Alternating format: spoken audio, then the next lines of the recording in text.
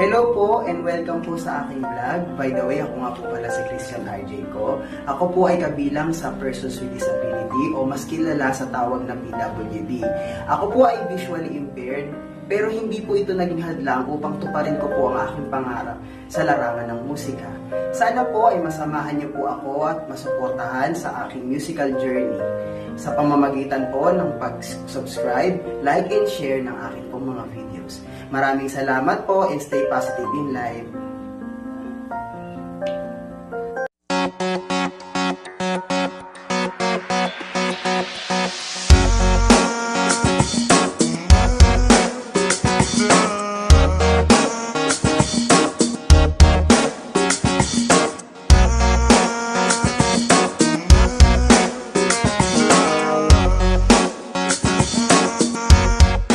Guys, hello, good day. So, nandito na naman po ako upang explorein po yung pentatonic exercise and solo number 3 sa key of G. So, sabi nga po natin na yung pentatonic ay may involved po siya na parang may pagka-blues or element na may pagka-blues. So, ito po yung kanyang mga nadagdag na notes. So, mag-start po muna tayo sa G, A, B flat, the blue note na nadagdag, B,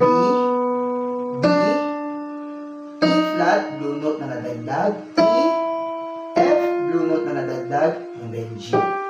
So, mamaya makikita po natin kung paano po siya ginawa at i-exploring po natin siya. So, sa solo naman po, ito naman po yung mga tools na pwede natin gamitin. So, pwede tayong gumamit ng octave displacement, or pwede rin naman po yung repeated passage.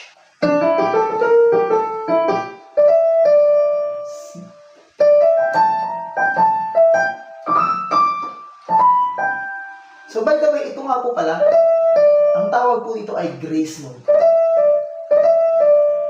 So, samahan niyo po ako na explorein po ito. Maraming salamat po. Pentatonic exercise number 3, G major.